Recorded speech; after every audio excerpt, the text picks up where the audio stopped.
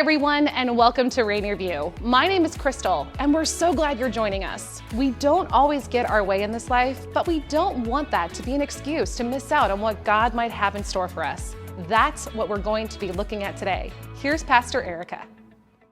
Hey everyone, and welcome to Rainier View. I'm so glad you're here. My name is Erica, and if we haven't met yet, I am our Graham Student Ministry pastor and a member of our teaching team here.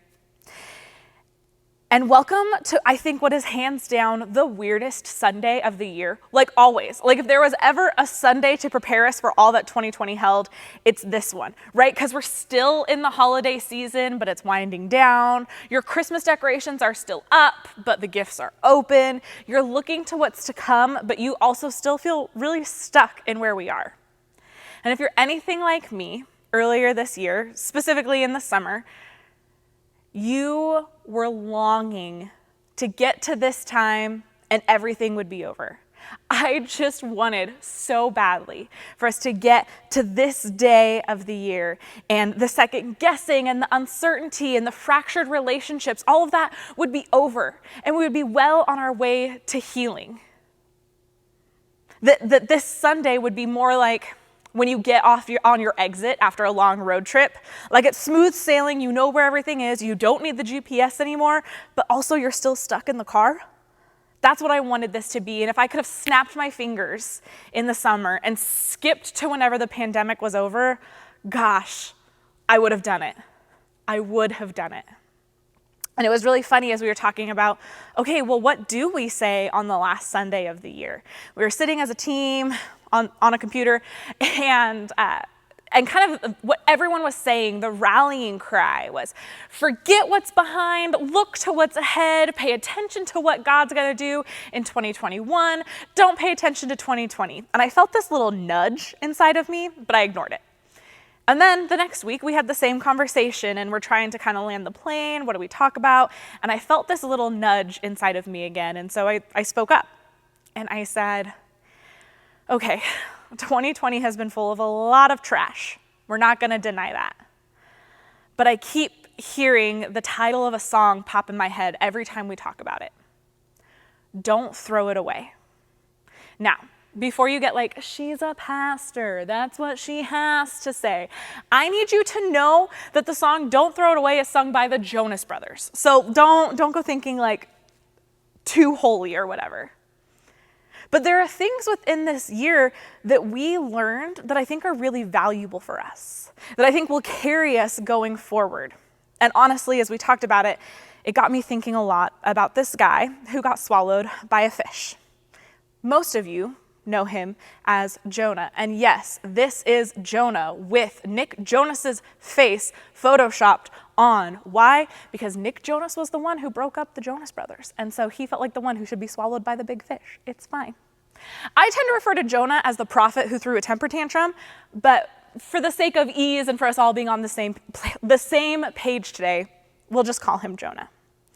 Now, we're going to do something today we don't really do here at Rainier View, which is we're going to go through a whole book of the Bible today.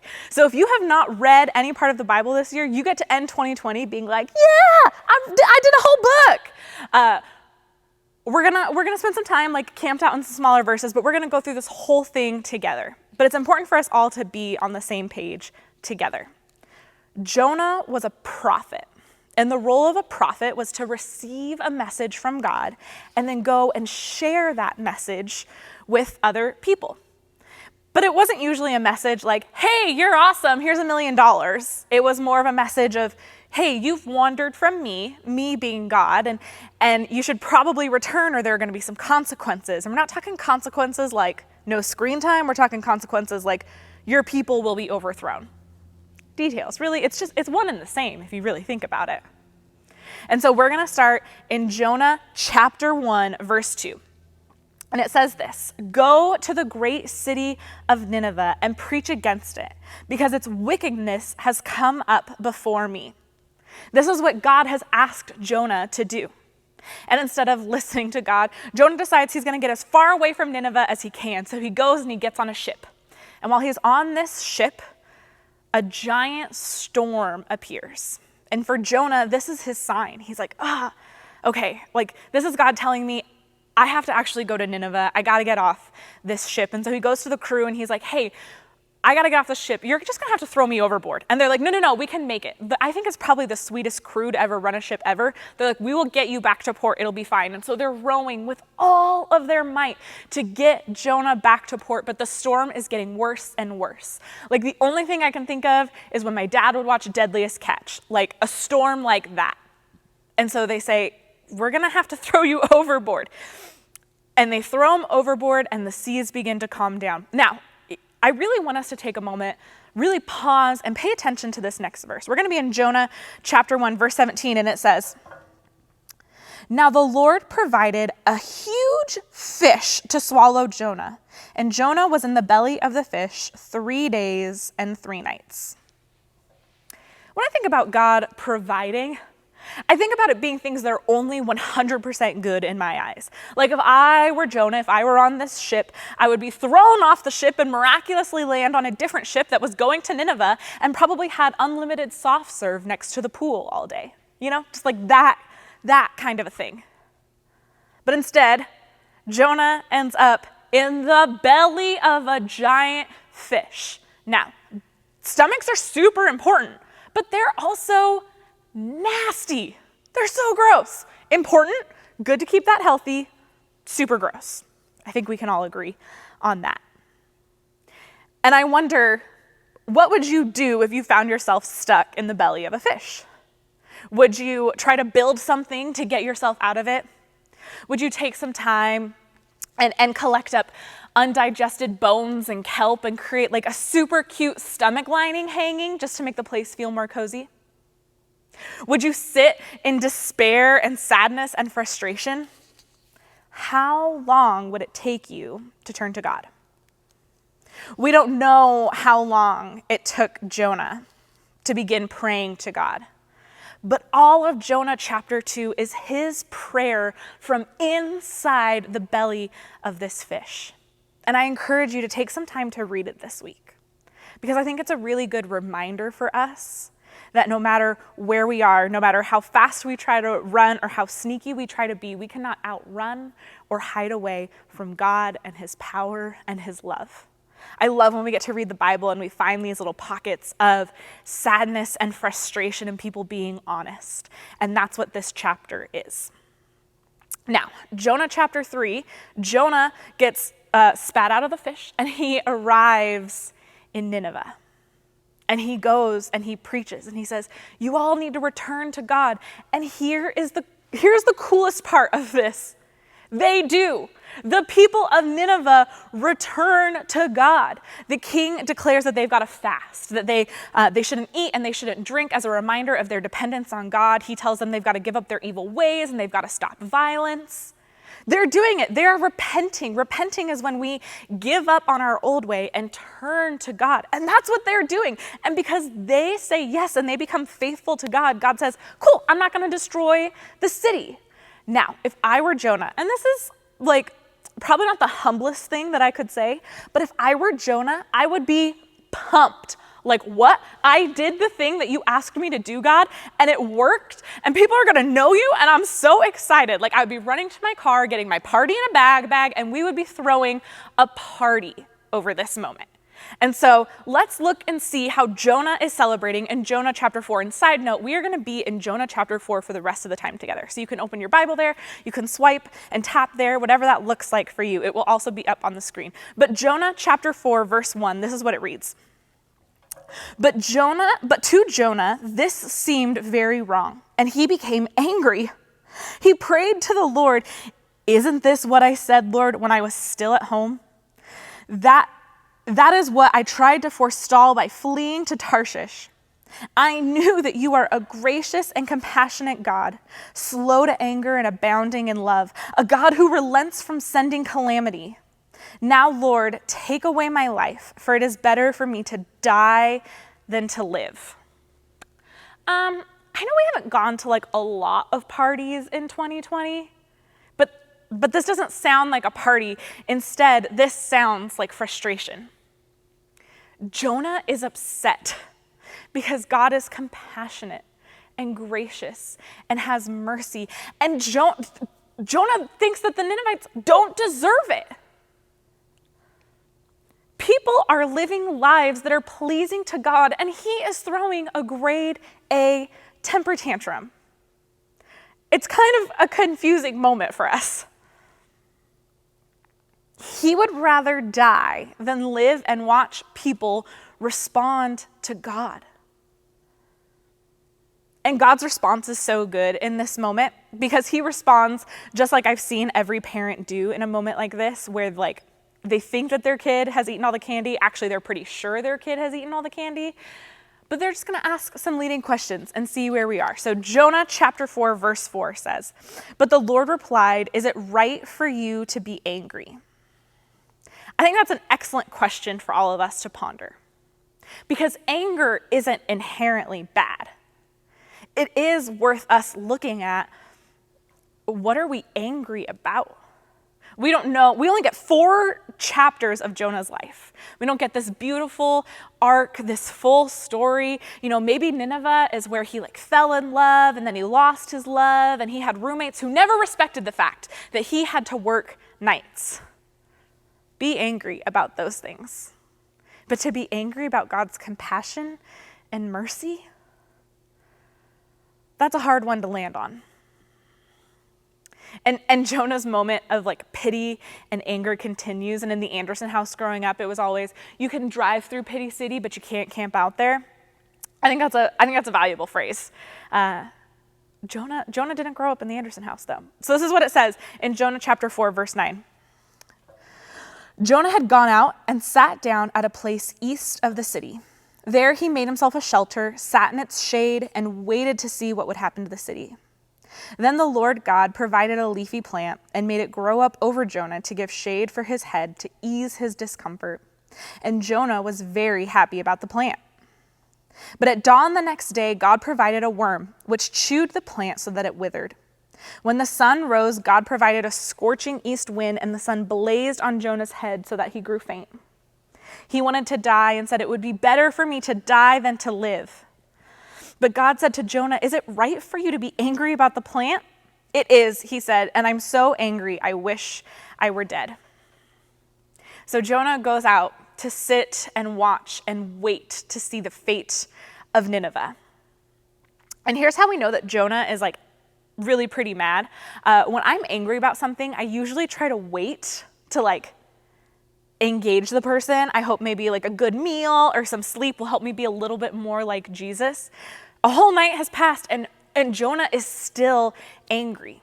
Now, we like to like, kind of really give Jonah a hard time, but here's what I will say. Here's what Jonah gets right. He is angry at God and he goes to God with that anger. So many people, when they get angry with God, just say like, I don't want anything to do with him. I'm done. I'm over it. And they move on. But Jonah, in his anger, keeps returning to God. God can handle our anger and our frustration. And I think that Jonah models that really well for us. God asks him the same question, though. Is it right for you to be angry? Here's how God continues to respond. But the Lord said, "You have not been concerned about this plant, though you did not tend it or make it grow. It sprang up overnight and died overnight. And should I not have concern for the great city of Nineveh, in which there are more than 120,000 people who cannot tell their right hand from their left, and also many animals?" And with that, the book of Jonah ends. We don't know if Jonah changed his mind about Nineveh. We don't know if Jonah moved on, went and was a prophet to a different city. We don't know if he died sitting east of Nineveh. I would venture to guess that for all of you, 2020 has brought up a lot of anger and frustration that you were not prepared for at this time last year. We were still saying like 2020 is going to be our year. I'd venture to guess that you have a lot of rage that you would like to pour out over the top of 2020. But here's my challenge to you. Don't be like Jonah. and view 2020 as Nineveh and write it off and think that it has nothing redeemable or valuable within it. Don't throw it away, because you might actually miss what God has for you. God was making it clear to Jonah how much he cared about people. He wanted Jonah to have the same care and concern for people that he had for the plant that grew over his head. But Jonah chose to be angry and to continue to be angry because he didn't get his way.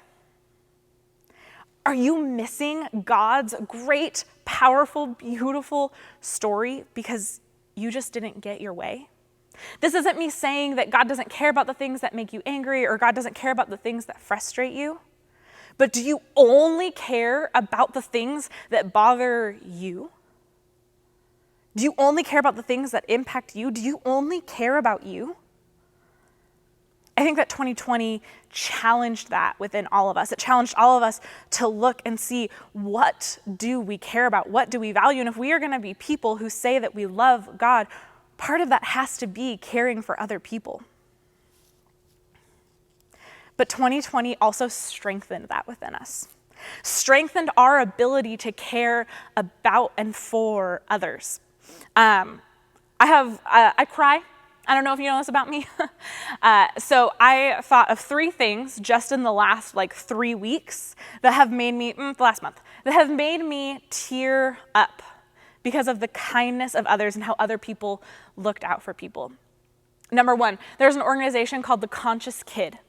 And back in April, they set a goal that they wanted to raise $10,000 for rent relief for families during COVID, especially for those who lost their jobs or maybe living in lower income places. Their goal was just $10,000. At the start of December, they had raised over $1 million to support families during this time. Number 2, in the terrible game of the Seahawks versus the Giants, Tyler Lockett had to get checked for a concussion. And DK Metcalf, his friend on the team, as soon as he could, got off the field and ran to the tent to check in on his friend. Number 3, there is a family here at Graham that donated 4 bikes and so many other toys to ensure that kids in our community would have a Christmas experience, even in the midst of this crazy year. All of those things made me cry. You can check with my family. 2020 showed us some good stuff too. And if we say that we're just going to ignore this year and throw it away, we are going to miss that stuff too. There's other stuff that we would miss. I would miss how resilient I have learned to be. I would miss how creative people got with their parties and celebrations to still let people know that they are loved even though we couldn't be close. I would miss the lesson that God has taught me so clearly this year, that the hope of Jesus is enough. Without 2020, I would have completely missed that peace. Sure, I probably would have learned it somewhere down the line, but I now know it deep in my soul that the hope of Jesus is enough. One of my favorite podcasts to listen to is called That Sounds Fun with Annie F. Downs. And her whole thing is she only interviews people who she is friends with or she wants to be friends with. And she asks them about their faith and their life and their journey. And also she likes to ask them what sounds fun to them. But this is another question that she asks pretty frequently that I think is valuable for all of us and is really my challenge to you today. She asks them, what do you know about God that you didn't know before? And this is usually in regards to something pretty significant. Like, what do you know about God that you didn't know before you were married? What do you know about God now that you didn't know before you went through the divorce? What do you know about God that you didn't know before you had kids or before you went through the struggle of trying to have kids? What do you know about God that you didn't know before you went from 4th grade to 5th grade or you graduated high school? And so this is my question to you today. This is my challenge. What do you know about God that you didn't know before 2020? And if this is your first time ever hearing about God, you can say, I now know that God cares about people. I think that was a thing that was pretty clearly laid out in the story of Jonah. But if you've been following God for a long time, I hope that God has shown up in some new, incredible, powerful way in your life that you would not have known if 2020 had not happened. Did you ever have braces growing up? And then when you were done with braces, it was almost worse because then you had to get a retainer. And it was like this secret thing that you didn't know was coming your way, but it was coming your way. And then you accidentally threw that retainer in the garbage, probably at school. But it was too expensive and you knew that you couldn't just resign it to its new home in the trash. And so you had to go digging to find it. This question is us digging through the trash of 2020. What do you know about God that you didn't know before? Don't throw it away.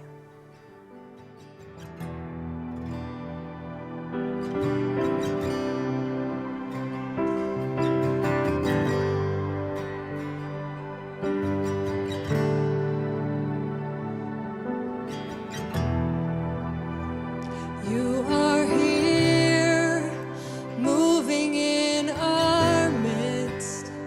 I worship you. I worship you. You are here, working in this place. I worship you. I worship you. You are here, moving in our midst. I worship you. I worship you. You are here, working in this place. I worship you. I worship you. You are waymaker, miracle worker, promise keeper, light in the darkness. My God, that is who you are. You are waymaker, miracle worker, promise keeper, light in the darkness. My God, that is who you are. You are here, touching every heart. I worship you. I worship you. You are here, healing every heart. I worship you. I worship you. You are here, turning lives around. I worship you. I worship you. You are here, mending every heart. I worship you. Yes, I worship you. You are waymaker, miracle worker, promise keeper, light in the darkness. My God, that is who you are. You are waymaker, miracle worker, promise keeper, light in the darkness. My God, that is who you are. That is who you are. That is who you are. That is who you are. That is who you are. That is who you are. Yes, that is who you are. That is who you are. Yes, that is who you are. Even when I don't see it, you're working. Even when I don't feel it, you're working. You never stop, you never stop working. You never stop, you never stop working. Even when I don't see it, you're working. Even when I don't feel it, you're working. You never stop, you never stop working. You never stop, you never stop working. Even when I don't see it, you're working. Even when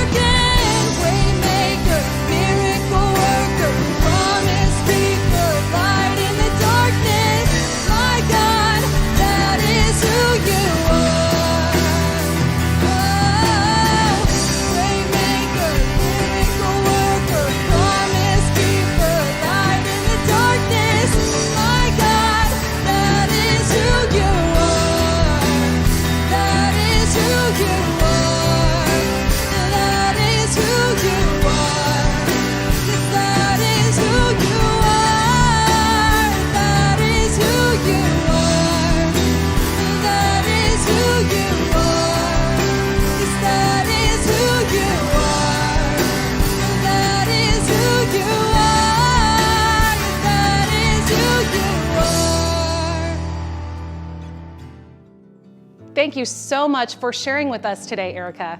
We have so many opportunities for people of all ages. We want to make sure that you are staying in the loop about it all. The best ways to do this is through our all church emails, by following us on Instagram and Facebook, or check in anytime at rainierview.org. Rooted is a 10-week experience to get you connected to God, the church, serving in our community, and discovering your purpose. It's not just another study or curriculum. It's a way to meet people and grow through deep conversations and learning to put into practice some important biblical rhythms into our lives. If you are looking to dive into a community group at Rainier View, this is the best way to do it. We want everyone here at Rainier View to take part in Rooted and witness the life change that can happen. Signups are live right now for our winter session, which will start on January 19th. Please visit rainierview.org/rooted to sign up today. It's tempting to think that a new year will leave last year's problems behind us. It won't, but that doesn't mean there isn't good news for us all as we begin the new year. Next Sunday, make plans to join us as we start our new series called Good News, where we'll go through an overview of the Gospel of Luke from January to Easter Sunday to explore together how there really is good news for everyone.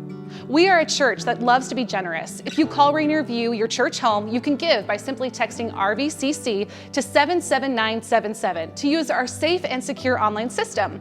You can also give on our website or send in a check. If you are joining us for the first time today, please don't feel any obligation to give. We're just so glad that you're here. We will be together for one last song today. During this song, we encourage you to take communion in your home. This is just a time we take every week to dwell upon the sacrifice that Christ made for us. So gather some bread and juice and take these as reminders of Jesus' body and blood. Thank you again for joining us this morning, and we hope you'll join us again next Sunday right here or at one of our campuses.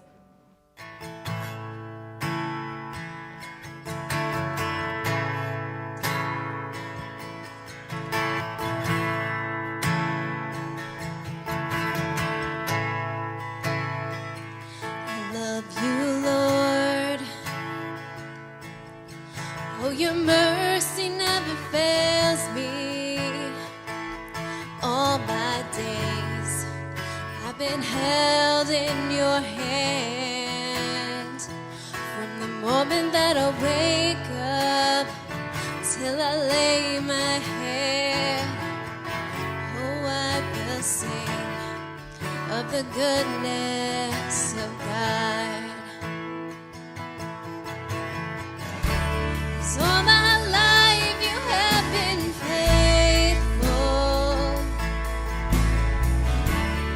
All my life you have been so, so good.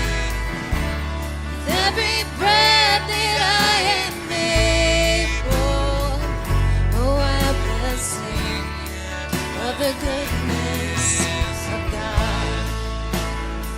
I love your voice. Led me through the fire in darkest night. You are close like no other. I've known you as a father, I've known you as a friend, and I have lived in the goodness of God. All my life you have been faithful. All my life you have been so, so good. With every breath that I am able, oh, I will sing of the goodness of God. Your goodness is running after, it's running after me. Your goodness is running after,